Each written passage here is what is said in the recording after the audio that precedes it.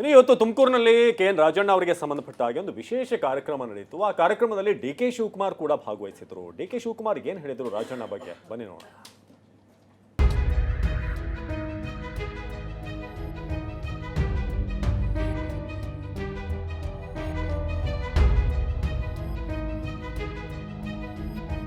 ಕುಬೇರರ ಮಾತಿಗೆ ಪ್ರತಿಕ್ರಿಯೆ ನೀಡಲ್ಲ.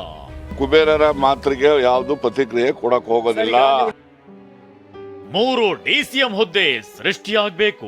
3 DCM ಪ್ರಾದೇಶಿಕವಾರಲ್ಲ, ಜಾತಿವಾರು. ಪೂರಕವಾಗಿ 3 ಉಪಮುಖ್ಯಮಂತ್ರಿ ಸ್ಥಾನಗಳನ್ನ ಸೃಷ್ಟಿ ಮಾಡಬೇಕು ಅಂತಕ್ಕಂಥದ್ದು ನನ್ನ ಒಂದು ವೈಯಕ್ತಿಕ ಅಭಿಪ್ರಾಯ. ನಾನೇನು ಅವರ ಆಸ್ತಿ ಬರೆಸಿಕೊಂಡಿಲ್ಲ. ಏನ್ ಬೇಜಾರಾಗಕ್ಕೆ ಏನೋ ಆಸ್ತಿಯನ್ನು ಬರ್ಸ್ಕೊಂಡವ್ರ ಯಾರನ. KPCC ಅಧ್ಯಕ್ಷರಾಗಲು ಸಚಿವ ಸ್ಥಾನ ತ್ಯಾಗಕ್ಕೂ ಸಿದ್ಧ. ನಾನು ಬೇಕಂತ ಕೇಳಿಲ್ಲ, ಅವ್ರು ಕೊಡ್ತೀವಿ ತಗೋತೀನಿ ಅಂತ ಹೇಳಿರೋದು ನಾನು ಅಷ್ಟೇ. ಅವರು ಅಧ್ಯಕ್ಷರಿಗೆ ಕೊಡ್ತೀನಿ ಅಂದ್ರೆ ನಾನು ಆಗ್ಲಿಕ್ಕೆ ಸಿದ್ಧ ಇದ್ದೀನಿ, ಮಂತ್ರಿ ಕೆಲಸ ಬಿಡ್ಲಿಕ್ಕೆ ಸಿದ್ಧ ಇದ್ದೀನಿ. CM ಯಾಕೆ PM ಆಗ್ಲಿ? 2028ಕ್ಕೆ DK ಸರ್ಕಾರದ ಬರ್ಲಿ, DK ಪ್ರೈಮ್ ಮಿನಿಸ್ಟರ್ ಆಗ್ಲಿ, ಯಾರು ಬೇಡ ಅಂತಾರೆ. ಸಹಕಾರ ಸಚಿವ ರಾಜಣ್ಣ DKಶಿ ಬಗ್ಗೆ ಆಡಿದ ಮಾತುಗಳಿವು. ಸಿದ್ದರಾಮಯ್ಯರ ಆಪ್ತರಾದ ರಾಜಣ್ಣ ಪದೇ ಪದೇ DKಶಿ ವಿರುದ್ಧವೇ ಗುಡುಕ್ತಿದ್ರು.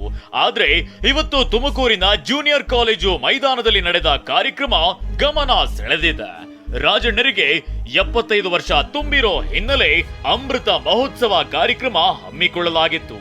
CM DCM ಆದಿಯಾಗಿ ಸಚಿವರ ದಂಡೆ ಈ ಸಮಾರಂಭಕ್ಕೆ ಸಾಕ್ಷಿಯಾಗಿತ್ತು. ಮುರುಗೇಶ್ ನಿರಾಣಿ, ಸುರೇಶ್ ಗೌಡ ಸೇರಿದಂತೆ ಹಲವು ಬಿಜೆಪಿ ನಾಯಕರು ಪಾಲ್ಗೊಂಡಿದ್ದು ವಿಶೇಷವಾಗಿತ್ತು. ಅದರಲ್ಲೂ DCM DKಶಿ ರಾಜಣ್ಣರನ್ನ ಸನ್ಮಾನಿಸುವ ಮೂಲಕ ಕಾರ್ಯಕ್ರಮದಲ್ಲಿ ಹಾಡಿ ಹೊಗಳಿದ್ದು ರಾಜಕೀಯದಲ್ಲಿ ಯಾರೂ ಶತ್ರುವಲ್ಲ, ಯಾರೂ ಮಿತ್ರರಲ್ಲ ಎಂಬುದನ್ನ ಬಿಂಬಿಸುವಂತಿತ್ತು.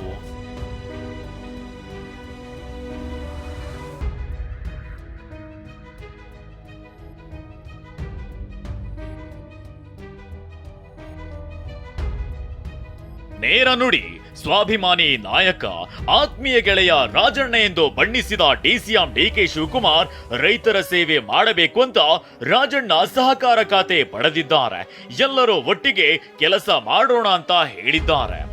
ರೈತಾಪಿಯ ಬದುಕನ್ನ ಸುಧಾರಣೆಗೆ ಗುರಿಯನ್ನ ಮಾಡಿದಂತ ಒಬ್ಬ ಆತ್ಮೀಯ ಸ್ನೇಹಿತನ ಜನ್ಮದಿನವನ್ನ ಬಹಳ ಸಂಭ್ರಮದಿಂದ ನಾವು ಆಚರಣೆಯನ್ನ ಮಾಡ್ತಾ ಇದ್ದೇವೆ. ಇವತ್ತು ನಾವೆಲ್ಲ ಶುಭ ಹಾರೈಸಲಿಕ್ಕೆ ನಾವೆಲ್ಲ ಬಂದಿದ್ದೇವೆ. ಇದೇ ಕಾರ್ಯಕ್ರಮದಲ್ಲಿ ಮಾತನಾಡಿದ CM ಸಿದ್ದರಾಮಯ್ಯ, ನಾನು 4 ಬಾರಿ ಸೋತಿದ್ದೇನೆ, 9 ಬಾರಿ ಚುನಾವಣೆಯಲ್ಲಿ ಗೆದ್ದಿದ್ದೇನೆ. ಸೋಲು ಗೆಲುವು ಸಹಜ, ಆದ್ರೆ ನಾವು ಯಾವುದೇ ಕಾರಣಕ್ಕೂ ಮನುಷ್ಯತ್ವ ಮರೆಯಬಾರದು ಅಂತ ಹೇಳಿದ್ದಾರೆ. 4 ಸಾರಿ ಸೋತಿದ್ದೀನಿ, 9 ಸಾರಿ ಗೆದ್ದಿದ್ದೀನಿ.